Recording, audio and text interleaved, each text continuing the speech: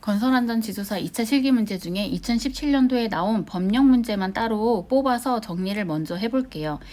다른 영상에서 2017년도 한 번 더 전체를 다 정리를 해보긴 할 건데 이번 연도에는 법령 문제가 비중이 커서 이것만 따로 뺐어요. 근데 무슨 문제가 나왔냐면 도급사업 시의 안전보건 조치에 관련된 사항이 25점짜리였고 그 다음에 건설공사 중에 가설구조물의 설계 변경 요청 사항에 대한 거가 25점짜리 문제였어요. 그럼 비중이 50점이기 때문에 되게 크죠. 그래서 요것만 따로 떼서 이제 정리를 한번 할 거고, 그 다음에 2018년도에 그 건설기술진흥법에 나온 문제가 좀 유사한 게 있어서 다 같이 한번 더 정리를 해볼게요. 일단 산업안전보건법령에 이금 해당되는 먼저 법을 알기 전에 용어가 자주 나오는 용어가 있어요. 뭐가 있냐면 도급, 그 다음 도급인, 수급인, 관계수급인, 건설공사 발주자라는 얘기가 용어가 나오거든요. 그거를 한번 더 정리를 해보면 도급은 말 그대로 타인에게 맡기는 계약을 얘기해요. 그 계약에 대한 것들은 제조라든지 건설, 수리, 서비스 제공 그 밖에 업무를 타인에게 맡기는 계약을 도급이라고 하고, 그 도급을 받는 사업주예요. 근로자가 아니고 사업주를 도급인이라고 하고, 그거를 도급을 받은 사업주를 수급인이라고 하는 거죠. 도급을 하는 사업주 도급인, 수급인은 도급을 받은 사업주예요. 근데 도급인 중에서도 또 별도로 건설공사 발주자는 제외한다고 했어요. 그래서 여기서 말하는 건설공사 발주자라고 하는 거는 건설공사를 도급을 하는 거예요. 타인에게 일을 주는, 계약을 주는 사람인데 그 중에서 건설공사 발주자라고 다시 빼놓은 거죠. 그러면 이 사람은 뭐냐면 말 그대로 최초로 전설공사를 도급을 해서 시공을 총괄 관리하지 않는 자, 그러니까 시공을 하지 않는 자, 그거에 대해서 이제 말을 건설공사 발주자라고 용어를 준 거예요. 그래서 법령에서 나오면 건설공사 발주자라고 하는 거는 이걸 의미를 하는 거예요. 그러면 하나씩 보면 도급 사업 시 안전보건 조치에 관련된 사항은 사실은 중요하긴 한 것 같아요. 많이 나오기도 할 것 같고. 그래서 요거를 차례대로 보면 문제가 3가지예요. 첫 번째는 산업재해를 예방하기 위한 조치 3가지. 두 번째는 합동안전보건점검반의 구성 방법. 세 번째는 건설업에서 정기안전점검 실시 횟수. 이렇게 3문제인데 그 안에 제가 법령을 조금 자세하게 더 많이 적어놨어요. 그래서 문제에 해당되면 그때 제가 포인트로 이게 그 문제입니다라고 말씀을 드릴게요. 첫 번째는 산업재해 예방을 위한 조치 3가지인데 여기서 중점적으로 생각할 게 있어요. 이 문제를 풀기 위해서. 뭐냐면 도급인은 관계수급인 근로자가, 그러니까 도급인 그 사업장에 관계수급인 근로자들이 도급인 사업장에 와서 작업을 할 때 그때 재해 예방을 하기 위한 조치예요. 그래서 여기서 중점적인 거는 도급인의 사업장에 관계수급인 근로자가 와서 작업을 할 때 도급인은 뭘 해줘야 되냐 이 말이에요. 도급인은 뭘 해줘야 되냐. 그러면 원래는 그 도급인 사업장에 안전보건관리 책임자가 있겠죠. 그러면 그 안에 관계수급인 근로자가 있으면 산업재해 예방을 하기 위해서 그 업무를 총괄 관리하는 사람으로 지정을 해라. 뭐로? 안전보건관리 책임자를 안전보건 총괄 책임자로 지정을 해라. 어떤 경우냐면 도급인의 사업장에 관계수급인 근로자가 작업을 하는 경우예요. 그러면 여기서 말하는 산업재해를 예방하기 위한 조치 3가지라고 하는 거는 도급인의 사업장에 관계수급인의 근로자가 작업을 하는 경우에 산업재해를 예방하기 위해서 어떤 조치를 도급인이 해줘야 되느냐 이 말인 거예요.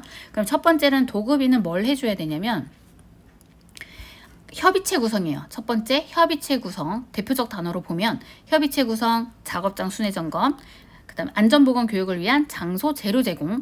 세 번째는 이제 안전보건 교육의 실시 확인. 원래 밑에 더 있어요. 근데 3가지를 적으라고 했으니까 메인은 요거예요. 그러니까 관계수급의 근로자가 도급인의 사업장에 작업을 할 때 도급인은 아래 해당되는 내용을 이행을 해라, 시행을 해라 요거예요.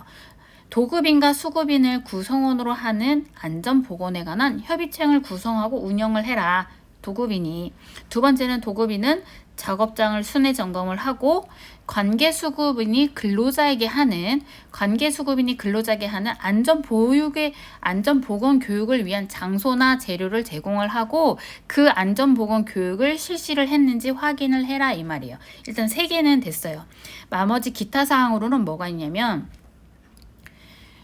작업 장소에서 발파 작업 아니면 위험한 화재 폭발, 토사 구축물 붕괴, 지진 등에 관련된 내용이 있으면 그런 작업 장소에 이런 게 일어나면 건보 체제 운영과 대피 방법의 훈련 등을 하고 도급인이 위생시설 등 또 그 해당 도급인 사업장에 위생시설이 부족할 수도 있잖아요. 그죠?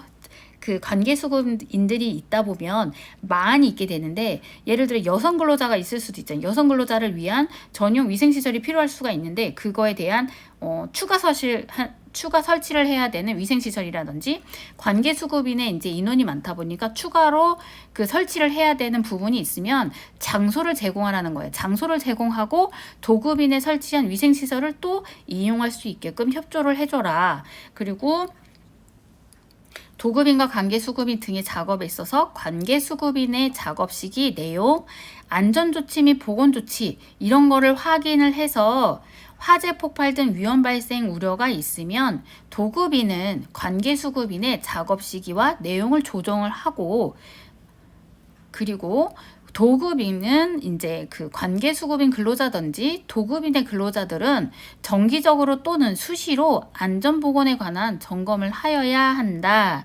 요 말인 거예요. 그리고 지금 두 번째 이제 합동안전보건 점검반의 구성 방법에 대해서 얘기를 해볼 건데요. 요건 이제 밑에 정답에 대해서는 다른 이제 그거에 대해서 얘기를 드릴 거예요. 요건 쭉 한번 볼게요. 앞에 여기서 협의체 구성을 해야 된다고 그랬죠. 첫 번째 항목이 그 관계수급인이 근로자가 도급인의 사업장에서 작업을 하는 경우 도급인과 수급인을 구성원으로 하는 협의체를 구성하고 운영하라고 했어요. 그러면 그 협의체 구성 및 운영은 어떻게 하냐? 도급인이 그의 수급인 전원으로 구성을 하고 어떤 거를 협의를 하냐? 작업의 시작 시간, 작업 또는 작업장의 연락 방법, 재해 발생 위험이 있으면 대피 방법, 작업장 위험성 평가의 실시에 관한 사항, 사업주와 수급인 또는 수급인 상호 간의 연락 방법 및 작업 공정의 조정 요런 거에 대해서 서로 협의를 하고 협의체를 구성하고 운영을 해서 하고 그 운영은 얼마나 해야 되냐? 매월마다 하래요. 매월 1회 이상 정기회의를 개최를 하고 그 결과는 기록 보존을 해라. 그리고 두 번째에 나왔던 작업 순회 점검 있죠. 그 작업장 순회 점검에 대해서도 한번 이제 체크를 해야 되긴 할 것 같아요. 문제는 나오지 않았지만 그러면 도급인은 작업장 순회 점검을 어떻게 하냐면 이틀에 한 번씩 하래요. 이틀에 한 번 이상. 근데 그거에 대한 사업의 종류는 건설업, 제조업, 토사석 강업, 뭐 기타 등등이 있는데 우리는 건설업이니까 그죠? 건설업이니까 2일에 한 번 하면 돼요. 근데 여기 해당되지 않는 사업들은 일주일에 1회예요. 그러니까 건설업이 더 자주 하는 거죠. 자주 2일에 한 번이니까.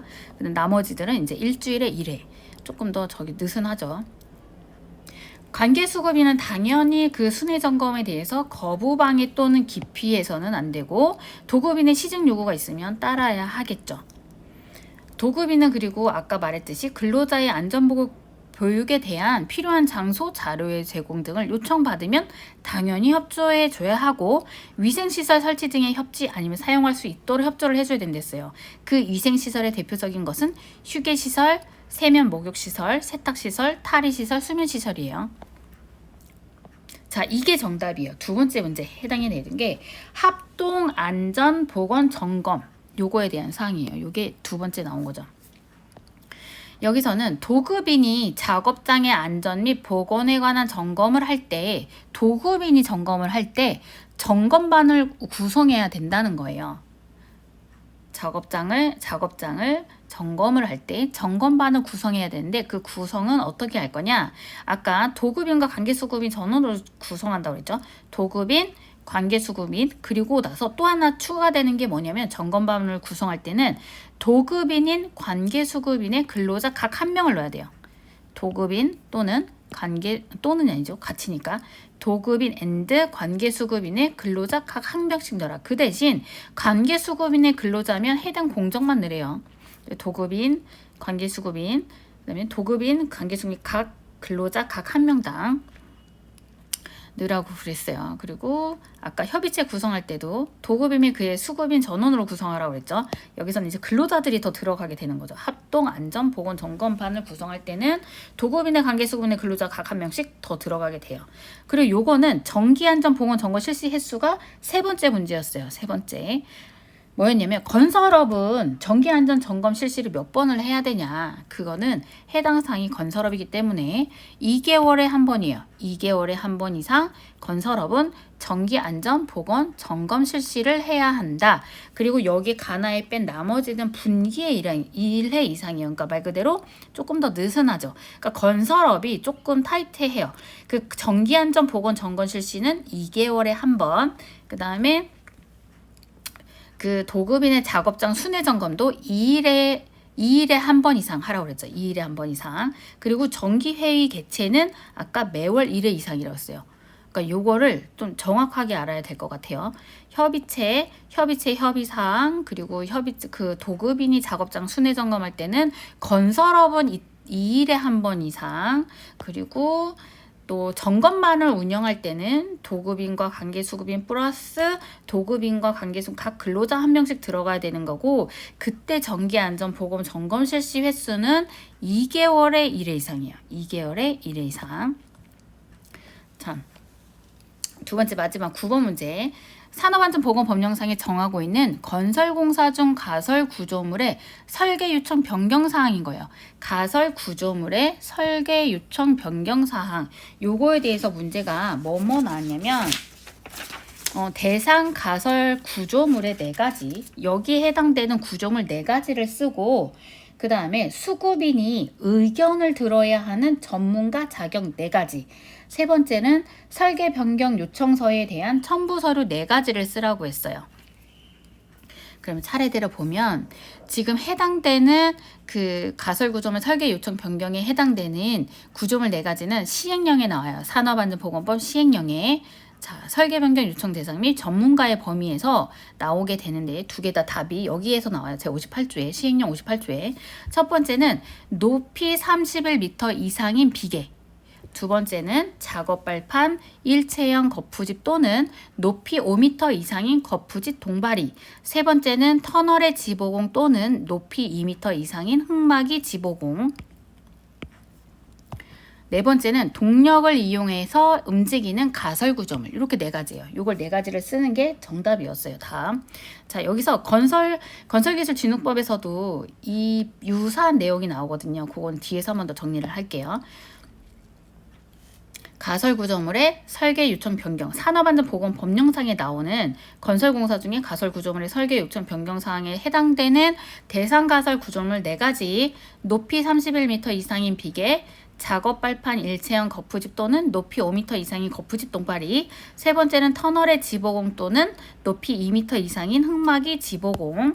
네 번째는 동력을 이용하여 움직이는 가설 구조물이에요. 그러면 두 번째 문제, 수급인이 의견을 들어야 하는 전문가 자격, 그 4가지가 있어요. 여기서 요 가설 구조물들은 그 건축 토목 분야의 전문가들의 도움을 얻어서 그 위험 예방을 하라는 건데, 그거에 해당되는 전문가는 누구냐면 건설공사 도급인 또는 관계수급인에게 고용되지 않은 사람이에요. 건설공사 도급인 또는 관계수급인에 고용되지 않은 사람으로서 첫 번째 건축구조기술사, 두 번째 토목구조기술사, 토젤매 기초기술사, 네 번째는 건설기계 기술사 4개, 그거 전문가 4명인데 뭐 뒤에 가로에 해당되는 내용까지는 사실 암기하기 쉽지는 않을 것 같아요. 그러면 일단 4개를 먼저 암기를 해볼게요. 건축구조, 토목구조, 뭐 건설공사다 보니까 일단 뭐 내용이 뭐 그렇죠. 뭐 건축구조, 토목구조, 그죠? 토질도 우리가 공사할 때 중요한 부분이기 때문에 토질하고 기초, 그죠? 그리고 사용하는 기계들, 그것 또한 중요하기 때문에 건축구조, 토목구조, 토질 및 기초 건설기계 기술사의 도움을 받아서 전문가의 얘기를 들어서 그 다음에 그 설계 변경 요청을 할 수 있다 요거예요. 그러면 건축구조기술사 같은 경우는 토목공사하고 터널 지보공 또는 높이 2m 이상의 흙막이 지보공 구조물은 제외고, 두 번째 토목구조기술사는 토목공사만 한정을 하고, 토질 및 기초기술사는 터널 지보공 또는 높이 2m 이상 흙막이 지보공만 해당이 되고, 건설기계 기술사는 동력을 이용하여 움직이는 가설 구조물로 한정을 한다고 그랬어요. 그래서 일단 전문가 4개, 건축구조, 토목구조, 토질 및 기초, 건설기계 기술사. 그러면 세 번째 문제, 설계 변경 요청서의 첨부 서류 4가지.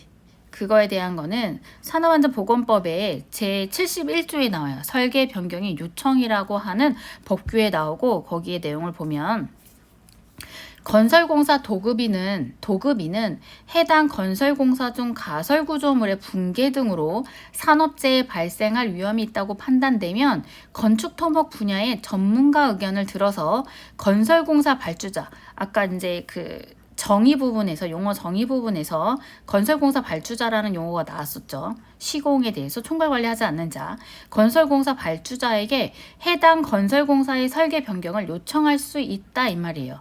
그러니까 가설구조물의 붕괴 등으로 위험이 있다라고 판단되면 아까 말한 4가지 전문가의 의견 집단의 의견을 들어서 그거에 대한 내용을 바탕으로 건설공사 발주자에게 설계 변경 요청을 할 수 있다 이라는 거예요. 그럼 그 요청을 할 때 어떤 서류를 제출을 해야 될 거 아니에요. 그 서류 4가지가 뭐냐면 시행규칙에 나와요. 산업안전보건법 시행규칙에 나오고, 거기에서 일단 건설공사 설계 변경 요청서에다가 첨부 서류를 해서 건설공사 발주자에게 제출을 하면 된다고 했죠. 그거에 대한 첨부 서류는 뭐가 있냐면 설계 변경 요청 대상 공사의 도면, 당초 설계의 문제점 및 변경 요청에 대한 사유, 이유서, 그 다음에 사유서, 그 다음에 가설구조물의 구조계산서 등 당초 설계의 안정성에 관한 전문가의 검토 의견서 및 그 전문가의 자격증 사본, 그 밖에 재해 발생 위험이 높아서 설계 변경이 필요함을 증명할 수 있는 서류. 요게 3번째 정답이었어요.